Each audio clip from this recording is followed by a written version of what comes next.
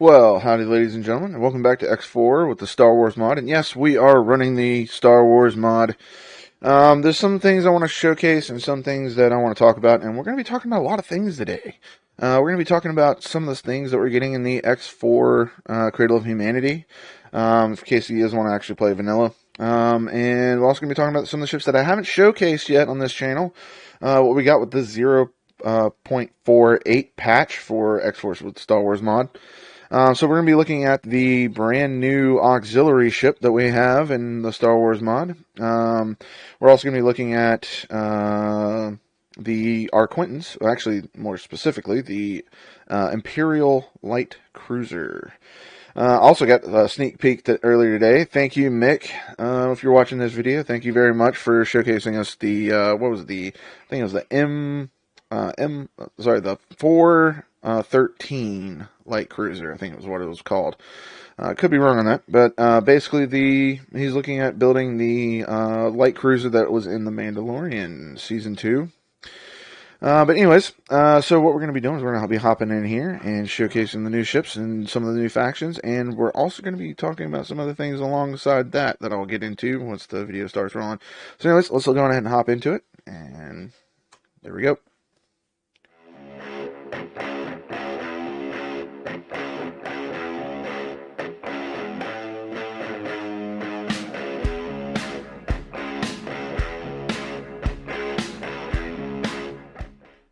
And here we are, ladies and gentlemen, and outside, you can see right there, there's one of the Imperial Light Corvettes. Not Corvettes, so cruisers. Oh, and we got a branch eye coming in, so this is perfect. So, we're just going to go on ahead here, and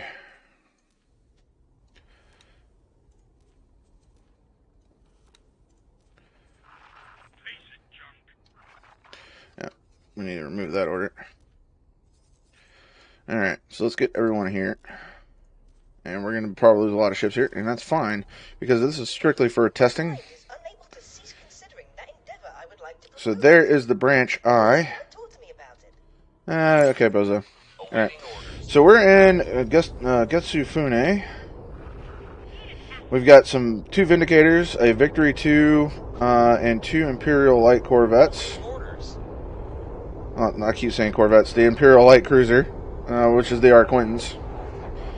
And we're going to try to break into range here. So there goes one cruiser right there.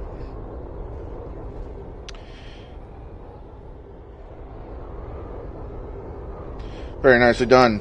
Touch them with your sword there, Victory.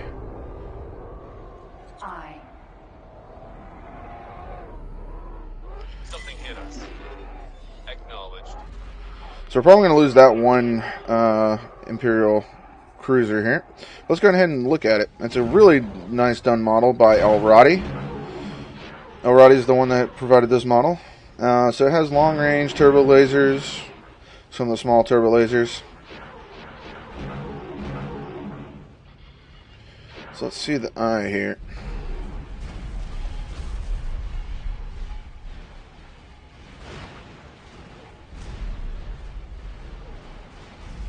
So we got an ISD-1 and an ISD-2 in this fleet. And so yeah, it's like seeing some of the new ships is really fantastic. Especially since we're going to have a nice little fleet battle here.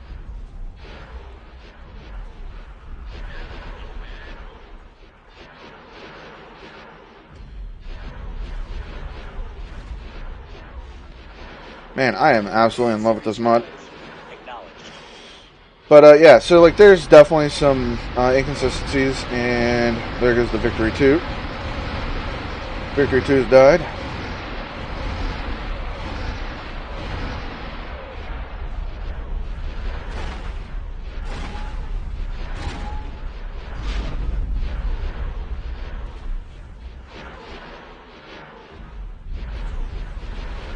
So, anyways, like I was going to say, well, the Vindicator,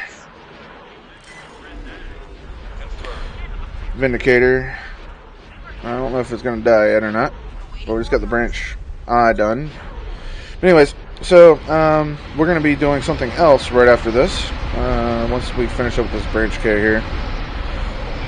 But yeah, so we have bombers out in this fleet. We have several other things in this fleet, and what we're going to try to do is resupply them with the new harbor. So we're just going to finish up this battle real quick. Orders. So there's the harbor. Let's get the harbor over here. Oh, it's 2 branch Ks here.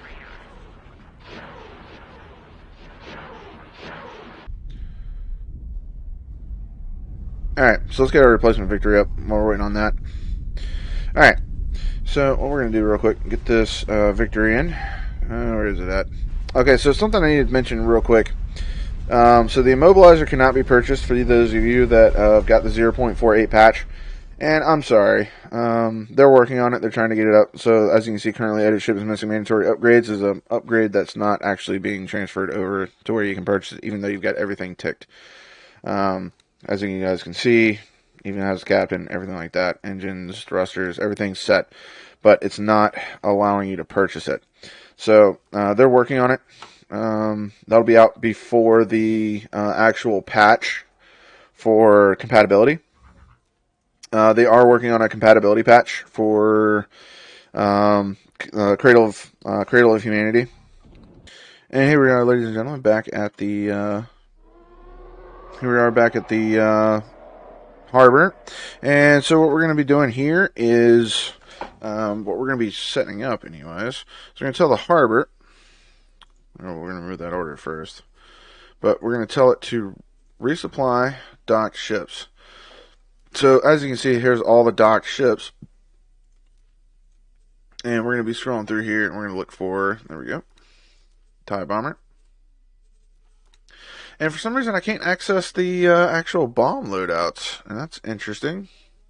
Because it says Proton torpedo launcher, and I'm trying to see, yeah, see, look, it's going to take the energy cells and hull parts, which we have on board.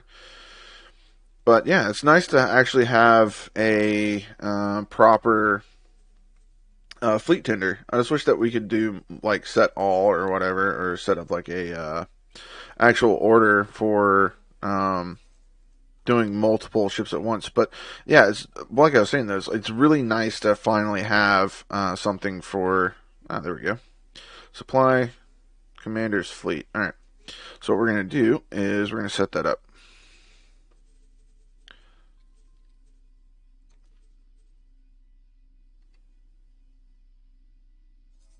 And there we go. So now he's going to start resupplying and repairing any damaged fighters or fighters that are low on missiles and such like that. So, like, we have several things on board, like the whole, like the missile components, smart chips. So we can actually resupply missiles and things like that. So that's a really nice touch, and I'm glad that we finally have this in the game, especially with the mod. So yeah, there's that. Now we're going to go over the 2 ships very quickly that we have in game that have been dropped with the patch. So right here we have the Imperial Light Cruiser. So very Imperial-esque. It doesn't have all the red paint jobs and such like that. So there we go. We'll get the engines on board. So yeah, so turret output wise, like it's got some really nice stuff on board. So we got like the RH3s. We also have the D6s up underneath right here. 4 of them. And then up top we have D10 long range turbo lasers, or you can go with the dual D6 dual turbo lasers as well. So that's some nice functionality in what you actually want to build for your Imperial Light cruisers. But on top of that, though, if we go over to Encyclopedia and the ship comparison, add ship large, and we're going to go with the Arquitens, and here we are. So here is the Arquitens. If I get a high priest there we go. So you can buy this out of Corporate Sector Authority. And we're just going to go ahead and confirm on that. And then we're going to add the Imperial Light Cruiser. And there is some differences between them. Weapon loadout wise, not so much. But for overall stats, there is some differences. So the Imperial Light Cruiser is slower. It doesn't have the acceleration, boost speed, travel speed, the strafe acceleration, yaw, pitch, roll. It's actually slower by very few stat-wise compared to the Arquitens. But, however, the Imperial Light Cruiser has much more hull strength than the Arquitens class light cruiser. So just bear that in mind for those of you that are interested in this ship. So far, I've been loving it. I like it pretty good. And I can't remember, does it actually have docks on it or not? I need to look at that real quick. Because I remember Mick and Dogs Bollocks talking about it earlier. So real quickly. So yeah, two small docks. Where they dock, I have no idea. But it does have two small docks, which is actually pretty cool. So yeah, so that's the Arquitens. And there's a bigger, badder version of it coming soon. When? I don't know. But I think it said it was the 413, I think. You can correct me if I'm wrong in the comments below. But it's the basically the Arquitens that we're used to. Well, we're not used to, but that we saw unveiled in the Mandalorian TV series. So yeah, that's really cool. So, caveat to that. We are going to be looking at the DLC. So here is all the sectors that have been added due to the DLC, and we also have these two here, Savage Spur 1 and Savage Spur 2, but we'll get to that later. Alright. So if we're looking at the new ships, we're going to start with the Pioneers. So, with the Pioneers, they have the Callus Heavy Fighter.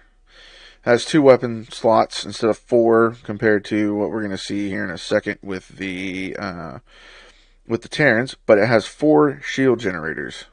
So that's really, really cool. Kukri, which both the Pioneers and the Terrans both have. The Takoba. This is unique to the Pioneers as well. And there's nothing special about the Pioneers' capital ships, because they're the exact same as the Terrans. So with the Terrans, we are looking at the Gladius. 2 shield generators instead of 4, like the ship that we just got looking at, but it has 4 weapon loadout slots, so it's really nice. The wings do fold, has a hinge right here, so when it docks, these fold up. So that's really cool. We're looking at we already looked at the Kukri, the Nemcha Scout. Cockpit's down on the bottom. The Rapier Scout.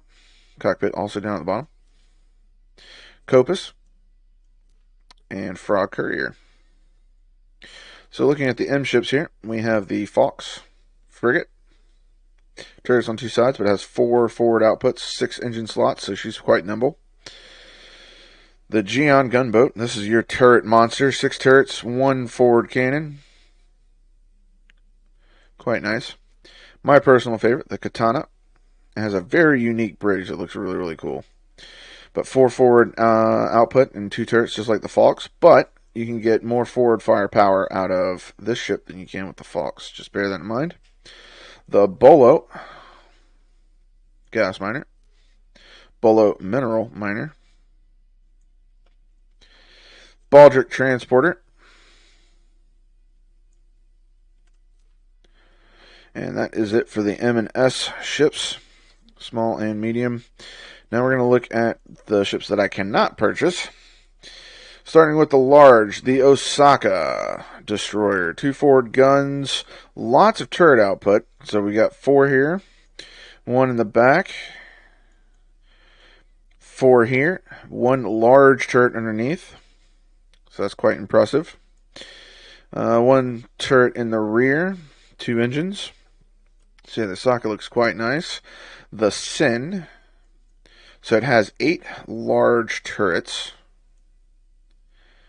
And has 3 forward firing guns. So this thing is an absolute monster. I mean, she's almost battleship worthy. Anything that Aragon's going to be able to throw if you're playing vanilla, like this thing will absolutely decimate the battlefield. So that's quite cool. The Hikato gas miner.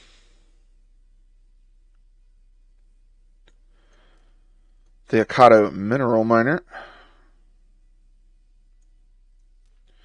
The Okinawa freighter, which I can't stand personally because of, here's the bridge, okay? So if you're standing on the bridge, all you're going to be able to see is right here at this wall, and yet most of the turrets are placed on this side. Only 2 on the left, 6 on the right. Can't stand it. Because if you're going to play in first person only and not do third person, you're not going to see any of the fireworks on the right side, and that kind of makes me sad. The Okinawa research freighter looks quite nice. Same as the regular Okinawa, of course. Alright, so now to the big ships. So the Koyusho is just the regular builder that we're used to in vanilla. The Honshu Auxilary.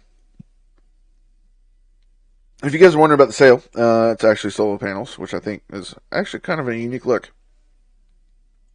She definitely has a unique design, unique shape. I really like it. Tokyo Carrier. She has a capacity. She has 18 small docks, capacity of 40, so that gives you 58 small fighters. But docking bay is here, and it also has a forward mount as well. Lots of turrets on the port side. Quite unique, quite interesting. I can't wait to see what the bridge actually looks like. And then the Asgard, what everybody's been talking about. So you can't see it right now, but there is actually a weapon hardpoint that fits right here along the spine of the ship, and that's where the main cannon resides, and it is very devastating from what I hear. And I can't wait to see the bridge design on that one as well. It has two bridges, so I'm curious which bridge we're going to have, the forward bridge or the rear dorsal bridge. But yeah, so that's the new ships with the DLC and the 0.48 patch. So I hope you guys have enjoyed. Hope you guys enjoy these new ships and the new toys that we have to play with. But I'm going to show you some interesting aspects of the campaign. So if you guys will bear with me, I will be right back. I'm going to fast forward here and get to the actual good bits. So I hope you guys... And here we go, ladies and gentlemen.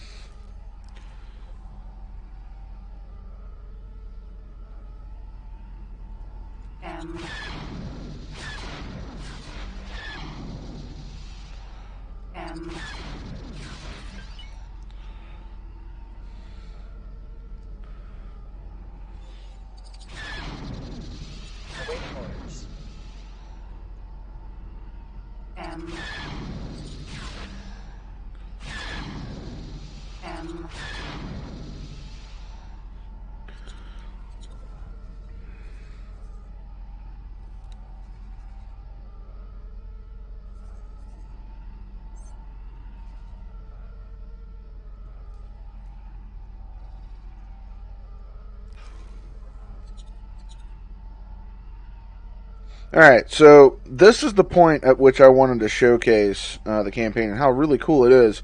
We probably might actually fail this. I almost failed it earlier when I test drove it yesterday. But for the most part, what's going to be going on is this massive fleet comes in. This is only the first wave. There's going to be multiple waves of Xenon that come in and try to destroy this station. So, excuse me. Just got done eating something really spicy, so. But, yeah, so we're going to go ahead and tell everybody to attack targets in range. And here goes all the TIE fighters. Do what you must. Use the station as cover. Draw them into our turret's line of fire. No matter what's coming at us, we will not budge. Alright, so what we're going to do is we're going to go ahead and switch over to concussion missiles, and we're going to save that for the P's.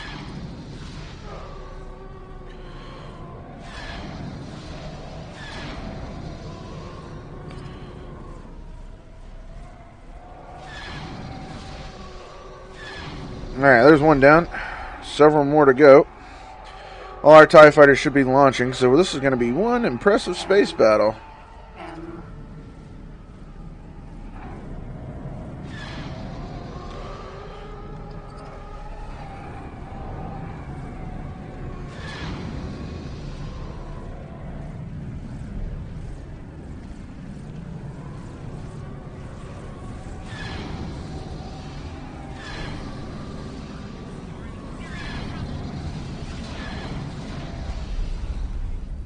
Looks like he just took an ISD hit.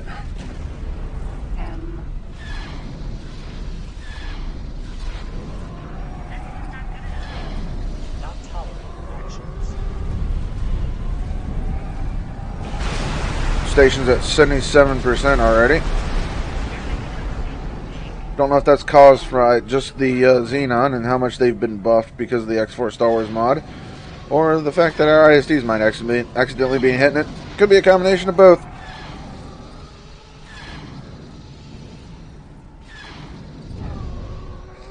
gosh. I hate trying to shoot Xenon. All they do is they boost away. It's like, oh, I'm getting shot at. Let's boost 1,200,000 meters away.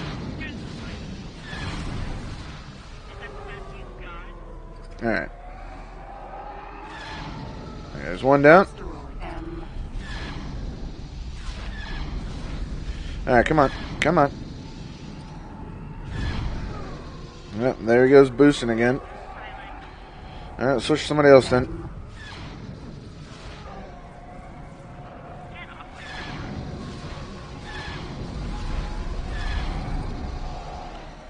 Just lost a TIE fighter.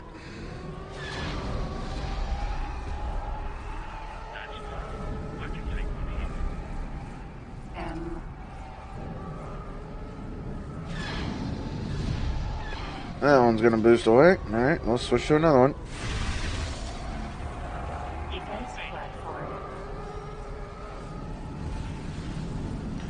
Golly, there's just so many of these things. Come on, let me target that one. There we go.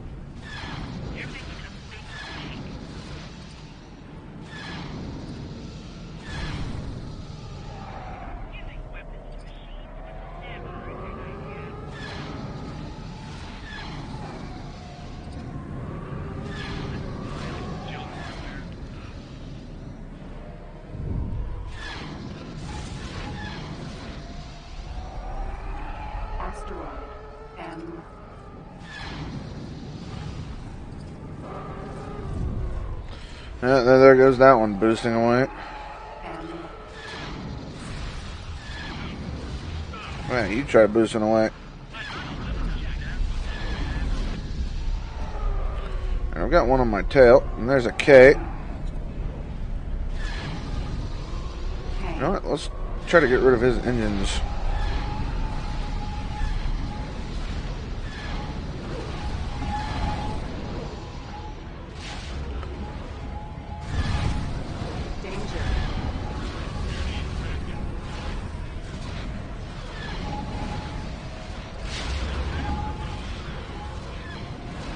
Alright, that's not going to work, so we're going to get out of there.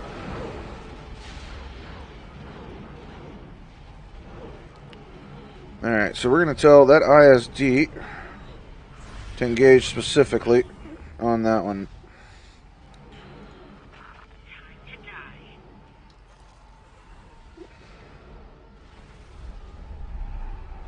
Because we need that K gone. Because the station is now at 28%. I don't know how much of that has to do with that K. 24% now. Alright. So let's see if we can try to mop up most of these fighters.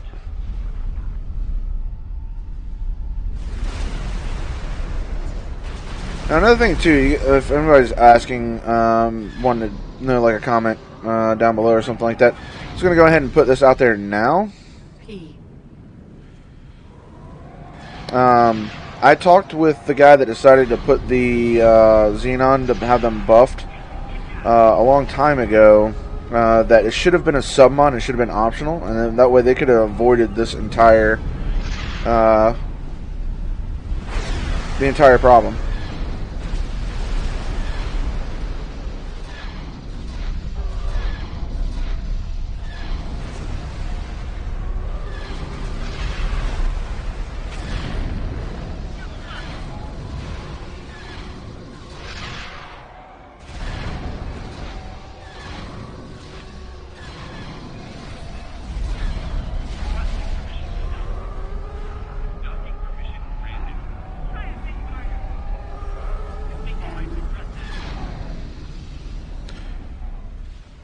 I'm pretty sure we've already failed this mission. Fall back. All squadrons. Regroup at the Sol Gate. Except for you, recruit. I'm adding you to the mission list to my opinions. We have a few things to talk about. That don't sound good.